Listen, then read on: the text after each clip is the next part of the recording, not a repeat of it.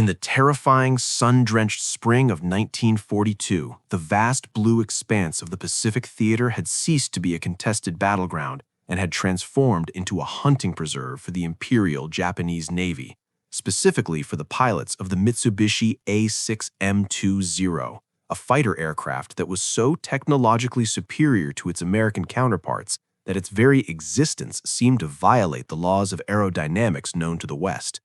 To the young, fresh-faced American aviators like Ensign Baker, gripping the stick of his Grumman F4F Wildcat with white-knuckled terror on a patrol vector near the Coral Sea, the intelligence briefings he had received at flight school felt like criminal negligence, for he had been told that the Japanese flew inferior copies of Western designs, rickety crates made of bamboo and paper that would crumble under the guns of American industry.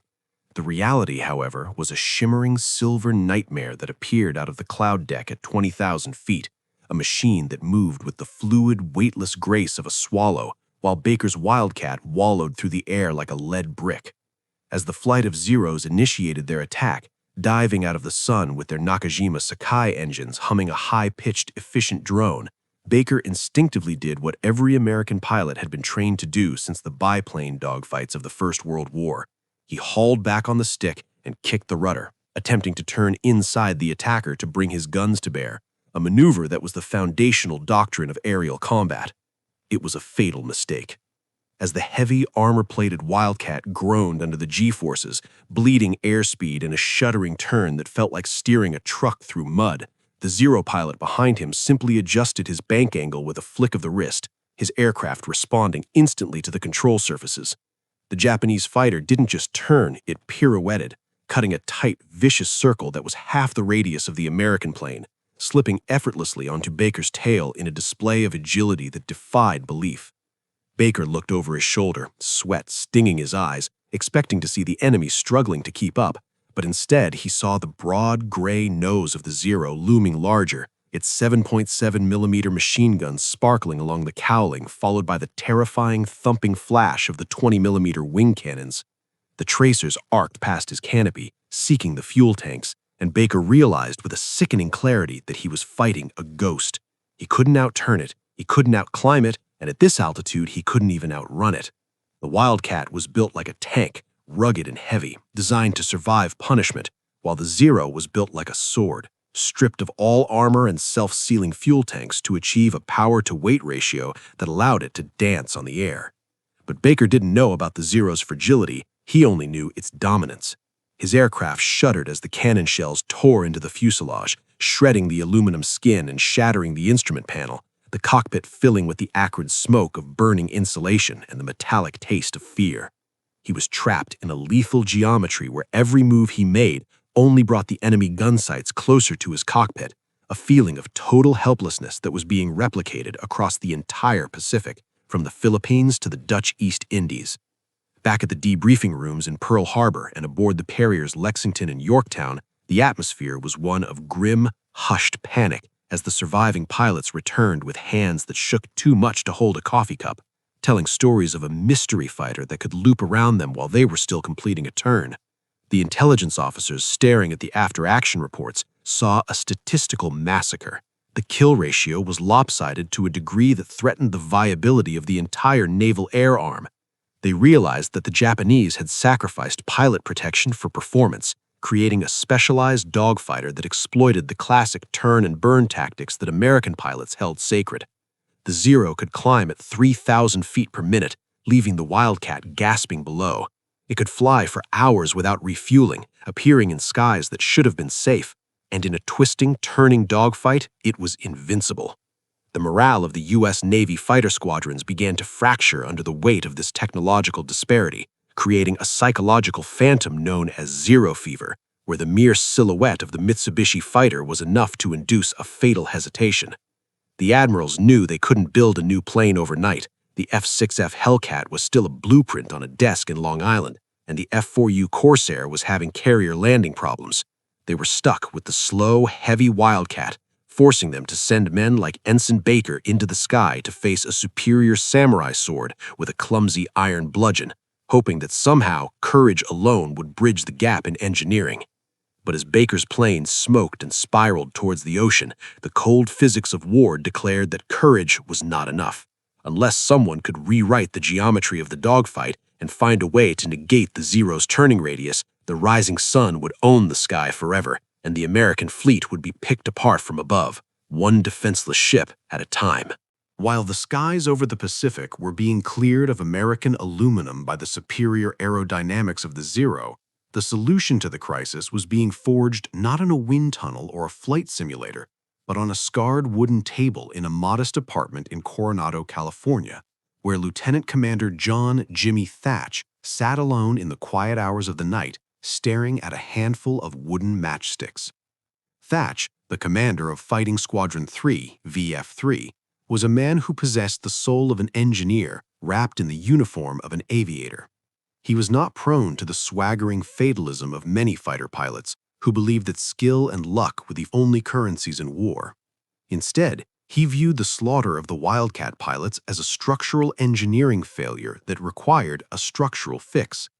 He had read the confidential reports from the Battle of the Coral Sea and the raids on the Marshall Islands, dissecting the tragic narratives of men who had tried to dogfight the Zero and lost.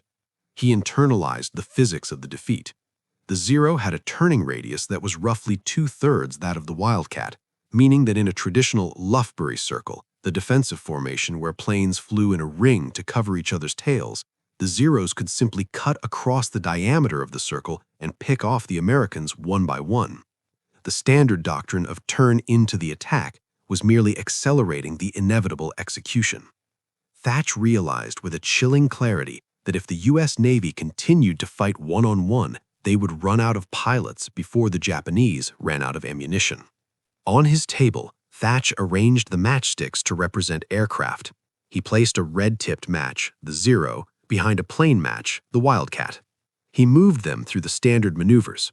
If the Wildcat turned left, the Zero turned left, only tighter, maintaining the firing solution. If the Wildcat climbed, the Zero climbed, faster. Every traditional move resulted in the plain match being swept off the table. Thach sat back, lighting a cigarette, the smoke curling in the lamplight as he stared at the stalemate. He realized that the weakness of the Wildcat, its inability to turn tightly, had to be compensated for by an external factor. He picked up a second plain match.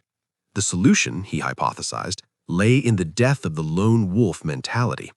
A single Wildcat was prey. Two Wildcats had to become a single integrated weapon system. He placed the two American matches side by side, but not in the tight formation used for parades. He spaced them wide apart, about the turning radius of a Wildcat. This was the beam defense position. Now he introduced the Zero. He moved the red match to attack the Wildcat on the right. In the old doctrine, the right-hand plane would turn away or break hard, isolating itself. But Thach tried something counterintuitive, something that felt suicidal to a pilot's instinct. He moved the right-hand match to turn left, and simultaneously, he moved the left-hand match to turn right. The two American planes turned toward each other, their flight paths crossing like the blades of a pair of scissors. As he manipulated the matches, the geometry revealed itself with the elegance of a mathematical proof. When the Zero followed the right-hand Wildcat into the turn, it became fixated on its target, its pilot intent on the kill. However, by turning inward, the right-hand Wildcat was dragging the Zero directly across the nose of the left-hand Wildcat.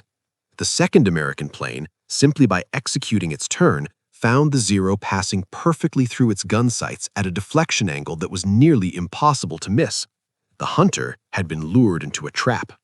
If the Zero switched targets to the other plane, the weave simply reversed, and the first plane became the shooter. The maneuver created a self-protecting cell, where no matter which plane the Zero attacked, it would expose its vulnerable flank to the wingman.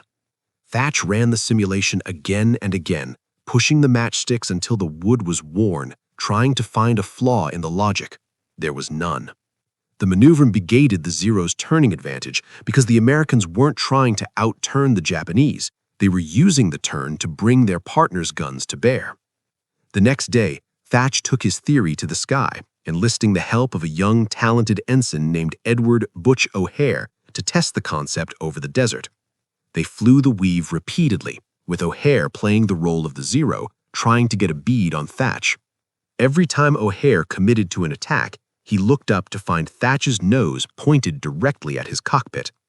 They realized they had discovered a tactical alchemy. They had turned a defensive retreat into an offensive slaughter.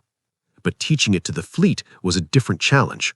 The Thach Weave required a level of discipline and trust that was alien to the cowboy culture of fighter pilots. It meant looking away from the enemy to watch your wingman. It meant flying directly at a mid-air collision before breaking away at the last second. And most terrifyingly, it meant acting as live bait to lure a Zero onto your tail so your friend could shoot him off.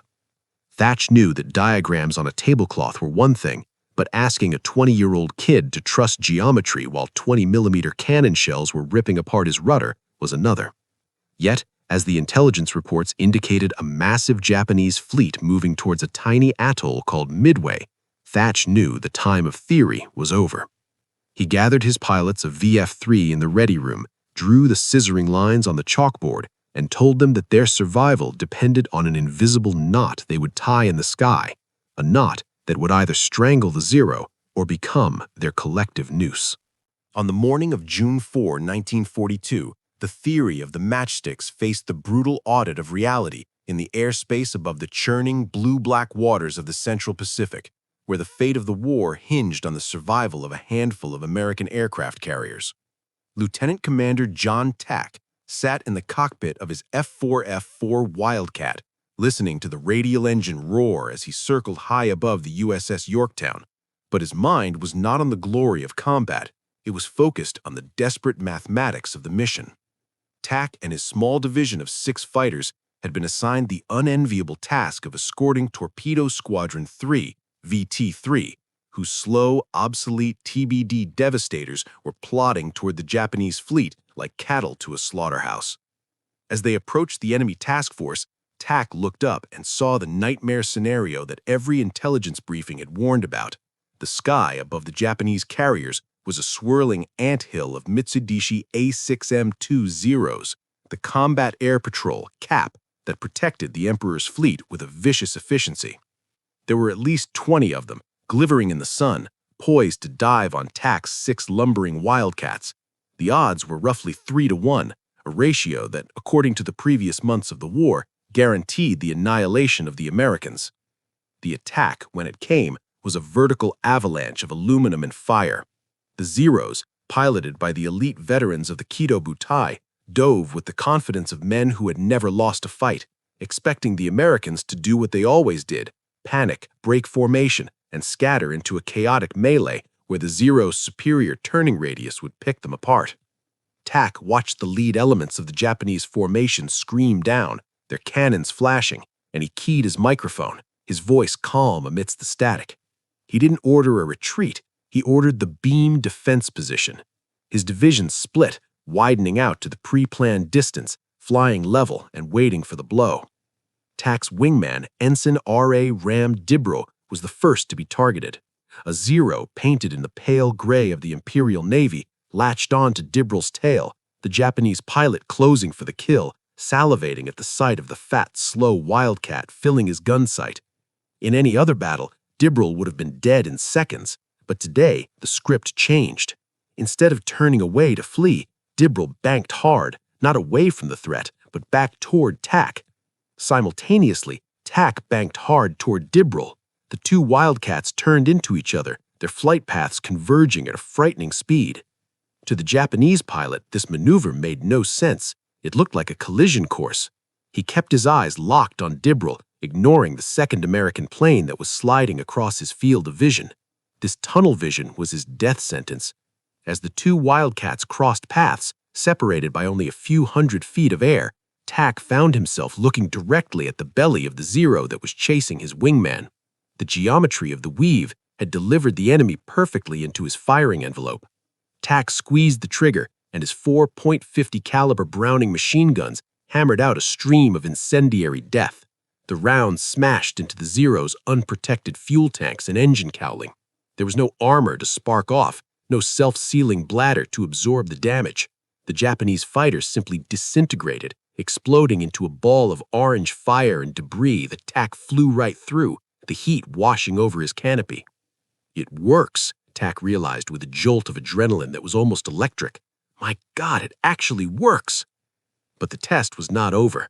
The Zeros, enraged and confused by the loss of their comrade, swarmed the small American formation. For the next 20 minutes, the sky became a tapestry of weaving contrails. Every time a Zero picked a target, the victim would drag the attacker across the nose of a wingman. The Thach Weave transformed the Wildcats from individual targets into a self-repairing organic machine. The Japanese pilots, accustomed to fighting isolated opponents, found themselves constantly flying into a wall of lead no matter which way they turned. They tried to loop, they tried to dive, but the Americans refused to play the turning game. They simply scissored back and forth, a deadly pendulum that swept the sky clean. Thach himself claimed 3 kills in the engagement, and his wingman accounted for several more. The Zeros, realizing that their prey had suddenly grown teeth, broke off the engagement, leaving the surviving Wildcats to limp back to the fleet. When Thach landed on the deck of the Yorktown, or later the Enterprise after Yorktown was hit, his plane was riddled with bullet holes, a testament to the ferocity of the fight, but he was alive, and more importantly, his squadron was largely intact. The blood test had been passed. As he climbed out of the cockpit, sweaty and exhausted, he wasn't just a survivor of the Battle of Midway, he was the bearer of a revelation. The myth of the invincible Zero had been shattered, not by a better engine or a bigger gun, but by a better idea. The matchsticks on the kitchen table had held the line against the samurai sword, proving that even a heavy, clumsy brick could fly like an ace if it was guided by the cold, hard logic of geometry. By late 1942, the Thach Weave had migrated from the chalkboard of a squadron ready room to the official doctrine manuals of the United States Navy, transforming from a desperate improvisation into a standardized system of aerial execution.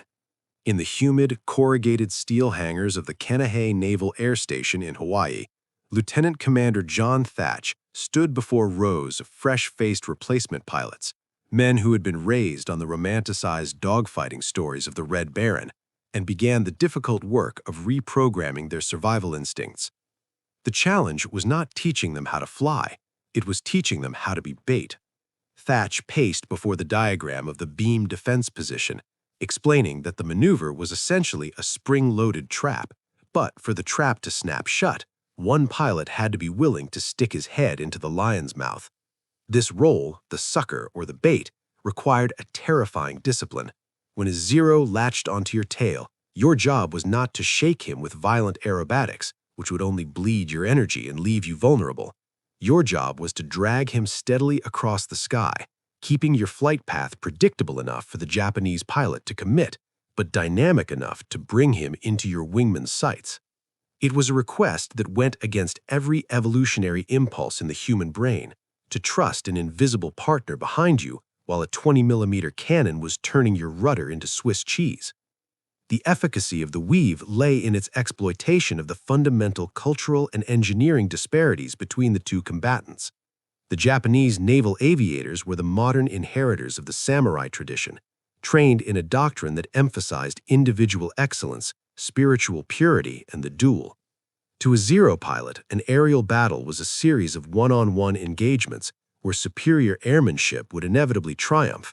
They were virtuosos of the stick and rudder, flying aircraft that were extensions of their own bodies, stripped of heavy armor and self-sealing fuel tanks to maximize agility. When a Zero pilot saw an American fighter, he saw a clumsy opponent to be outmaneuvered. But the Thach Weave weaponized this arrogance. When the Japanese pilot attacked the bait Wildcat, he entered a tunnel of concentration, focused entirely on the deflection shot. He did not look for the second American plane, because his training did not emphasize the threat of a coordinated team. He expected the second plane to be fleeing or engaging another target. This blindness was structural. The Zero's cockpit offered poor rearward visibility compared to the Wildcat, and their radios were often of poor quality, making complex team coordination difficult. Thach taught his men to view the sky not as a dueling ground, but as a killing box defined by geometry. The beam defense position, 2 planes flying abreast, separated by about 1,000 feet, looked like a loose, sloppy formation to the uninitiated, but it was actually a cocked pistol. As the weave began, the American pilots executed the scissoring turn. To the Japanese pilot on the tail of the first Wildcat, the sudden turn of his quarry looked like a panic maneuver, a desperate attempt to flee. He would tighten his turn to follow, pulling G's, smiling as he lined up the shot. He never saw the spring trap release. The second Wildcat, the shooter, was now cutting across the circle, approaching from the Zero's blind side at a 90-degree angle. This was the moment where the engineering fragility of the Mitsubishi A6M2 met the brute force of the Browning M2 machine gun. The Zero was a beautiful kite made of duralumin, filled with high-octane gasoline. It had no armor plate behind the pilot's seat and no rubber bladder to seal bullet holes in the wing tanks. It was built to dish out punishment, not to take it. As the second Wildcat brought its 4 or 6 50-caliber guns to bear, firing a stream of armor-piercing incendiary rounds, the result was often catastrophic. It didn't take a sustained burst to kill a Zero. It took a split-second intersection of trajectories. One moment, the Zero was the predator. The next, a single tracer round would pierce a wing tank, and the vapors would ignite. The spring trap didn't just damage the enemy, it vaporized them.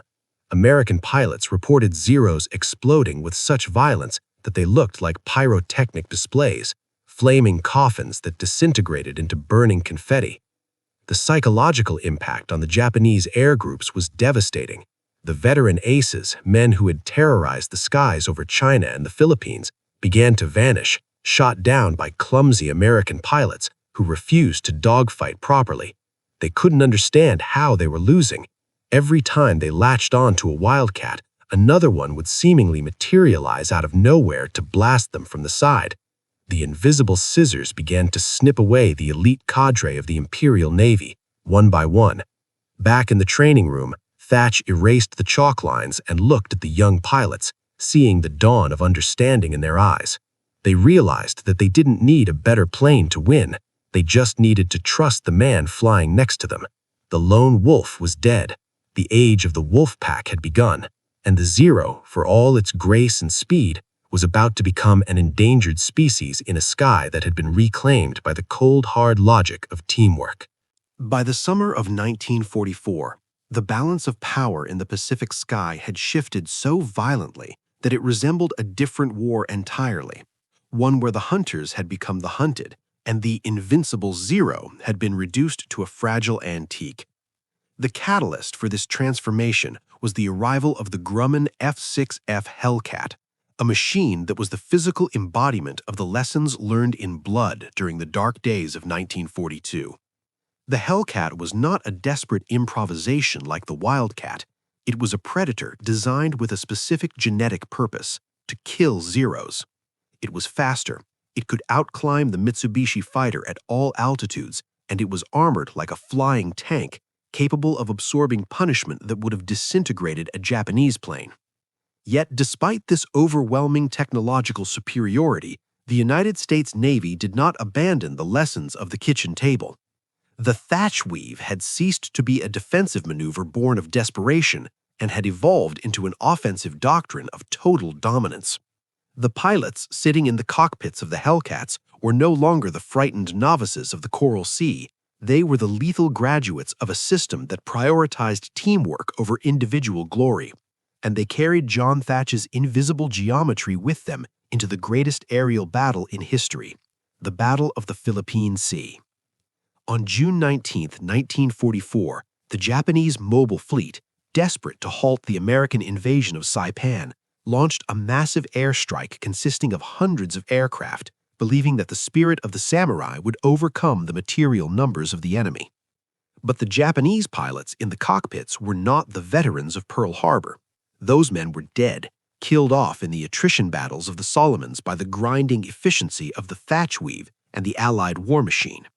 These new pilots were barely trained teenagers with fewer flight hours than an American cadet, flying Zeros that had barely changed since 1940.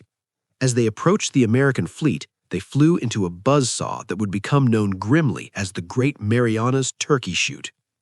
The American Combat Air Patrol, directed by radar and waiting at high altitude, descended upon the Japanese formation with a coordinated violence that was clinical in its execution. The Hellcat pilots, flying in the beam defense pairs that Thach had devised, engaged the Zeros not as duelists but as executioners. When a rookie Japanese pilot attempted to engage a Hellcat, falling back on the turn-fighting dogma he had been rushed through in flight school, he found that the American plane simply refused to play his game. The Hellcat would drag him into a trap, and before he could complete his turn, the wingman would slice across his path, the 6.50 caliber machine guns tearing the flimsy Zero apart. The weave, combined with the Hellcat's speed, created a killing zone from which there was no escape. It wasn't a dogfight, it was industrial pest control. The sky rained burning duralumin as nearly 300 Japanese aircraft were swatted out of the air in a single afternoon, a loss of such catastrophic magnitude that the Imperial Japanese Navy's air arm effectively ceased to exist as a fighting force.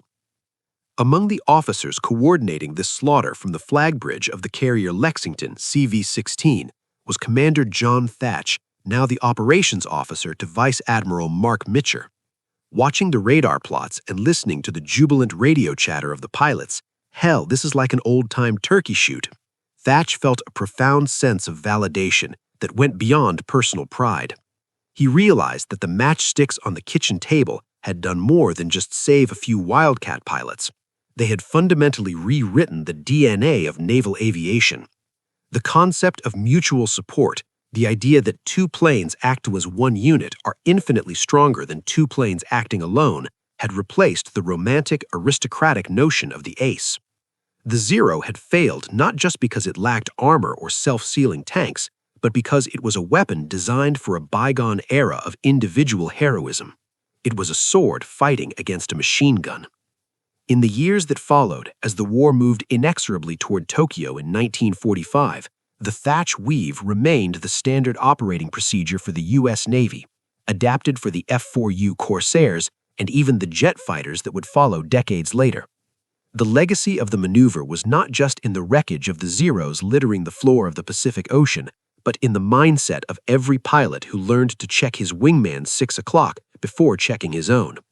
The Zero, once the terror of the Pacific, ended the war as a tragic anachronism, a beautiful, deadly dancer that had been outthought by a simple engineer who saw the sky as a geometry problem. As the sun set on the American fleet in Tokyo Bay in 1945, the victory belonged to the industrial might of the Hellcat, yes, but the ghost in the machine was the simple crisscrossing pattern that John Thach had woven into the fabric of history, proving that in the end, the smartest weapon in the cockpit wasn't the gun sight, but the mind that knew how to turn a disadvantage into a death trap. The simple scissor had cut the wings off the rising sun.